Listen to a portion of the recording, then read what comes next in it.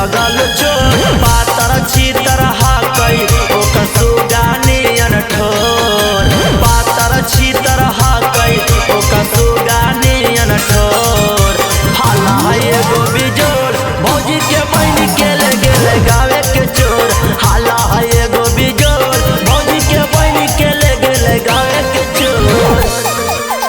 हाला एगो बिजोर भौजी के बहिनी के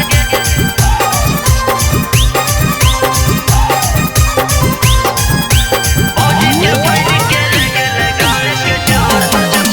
चोर हाला एगो बिजोर हाला एगो बिजोर कराइन क्वेरी दरोगा जी हाली हाली से साली जी के खोजा जी ए दरोगा जी करा